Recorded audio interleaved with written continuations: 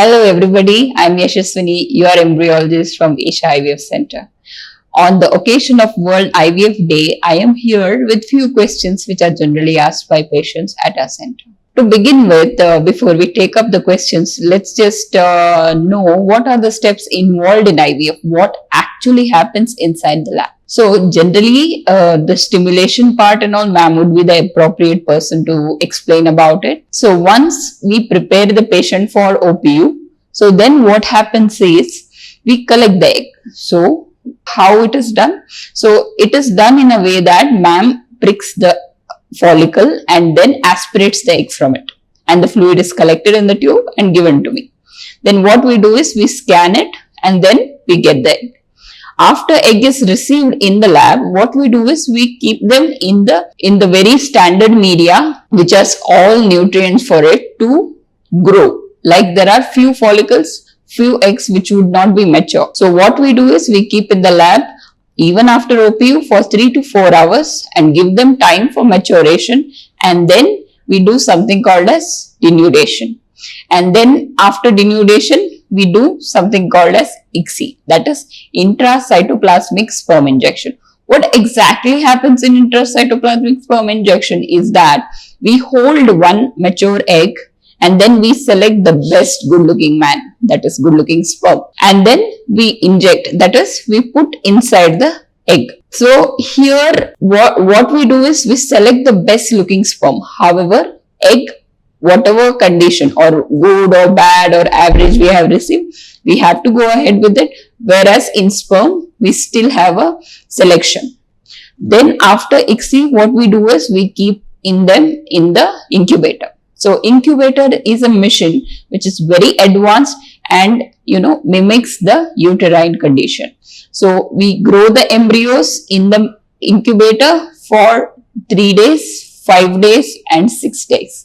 And then followed by patient's medical condition. Either we do a all-free cycle, that is we do not transfer embryos in that cycle, or we do a embryo transfer cycle. So this is pretty much about what happens in IVF lab. And see, the other general questions asked are, how does my egg look? So this is a very good question, so let's take the egg of chicken. So it has a white shell and a yolk inside. Similarly, our egg has a zona pellucida, that is the shell of the egg, and there is something called as cytoplasm. Cytoplasm is the content which has nutrient for the development of embryo, which has our organelles for the functionality and everything. So these are the two major morphologically seen egg features. And then generally other question asked is, how big is my egg? So when I say chicken egg, you would have literally imagined chicken egg, but our egg is not that big. Our egg is as small as 120 mm. Now you can imagine how small that can be. But there's a funny part. Funny fact, you say, egg is the largest cell of human being and sperm is the smallest cell of human beings. So we are dealing with the largest and the smallest cell. Other question generally is asked is, what is embryo? So when I say what is embryo, once we inject the sperm and the egg and they fuse and then they form something called as embryo. So embryo is supposed to follow few timelines, like it has to be on day 2 either 2 cell or 4 cell. It has to be on day 3 either 8 cell or compacting morula. It has to be the more advanced stage is day 5, that is called as blastocyst. So day 5, day 6 is the more advanced stage. So there are different grading systems right now, but grading system again is individualized according to the lab, and it is for the understanding of embryologist and the clinician. So, however, at Esha we only prefer good embryos to be frozen or transferred to the patient. So what is the difference between day 3 and day 5? So let me tell you in a very simple way. In day 3, what happens is, until day 3, oocyte is the one which is taking care of the baby's growth. After day 3, something called as embryonic genomic activation takes place. That is, the sperm genome and the egg genome fuse and they form a baby gene. So only the potent embryos which are potent enough to give us maximum pregnancy, that is highest pregnancy rate, go to blastocyst stage. At Esha, we always and we prefer doing a blastocyst transfer.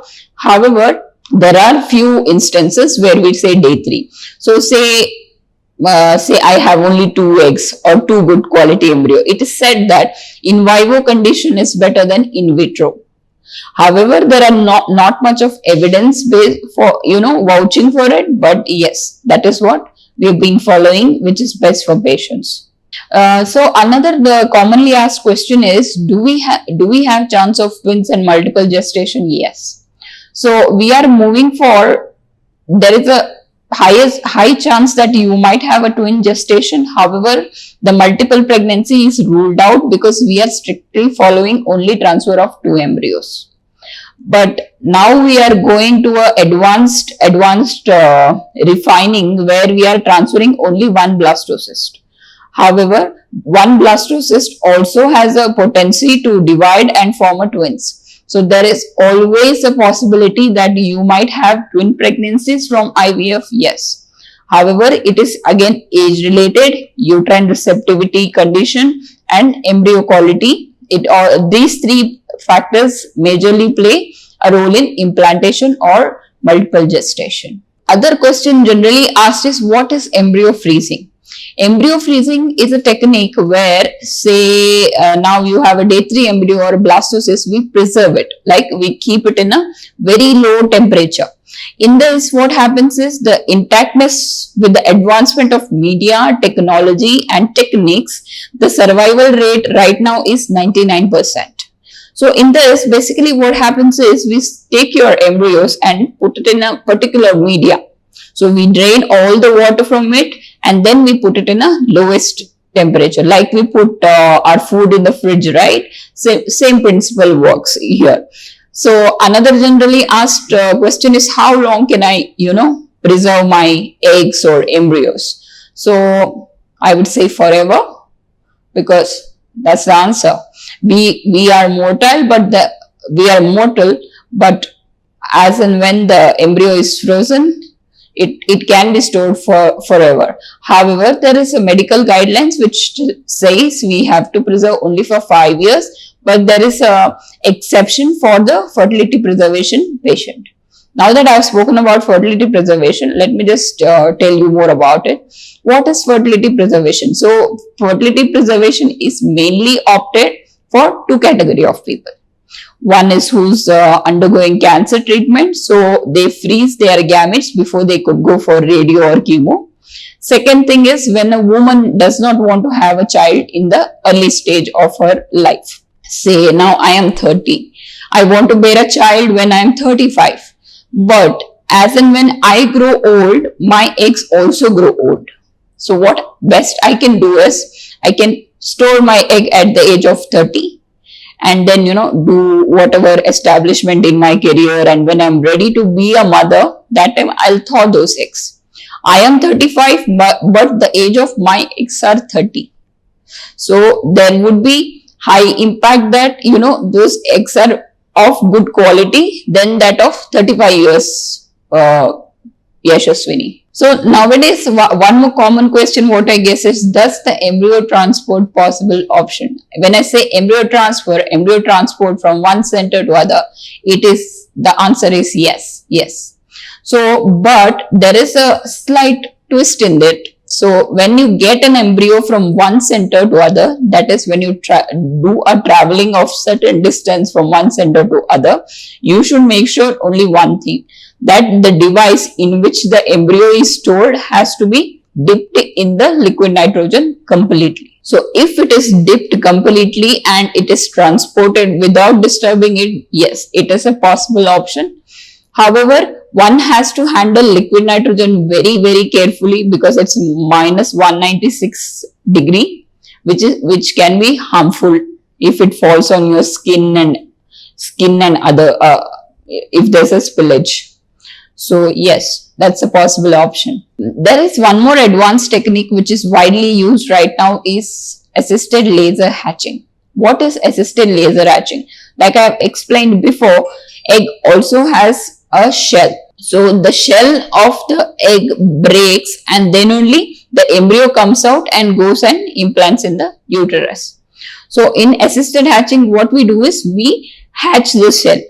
Like that is, we hatch the zona, that is eggshell, and let the embryo come out to give highest, pregnancy chance. However, this is not widely followed because the reason being the implantation is almost same. The embryo which has potency to implant would hatch and go and implant in your uterus. But there are few inclusion criteria where assisted hatching is used. One is repeated implantation failure. Second is thick zona, that is thick eggshell. And third is when freeze thaw. It is said that zona becomes little brittle when you freeze and thaw embryo. So we could do laser hatching to give the best, implantation potential to that embryo.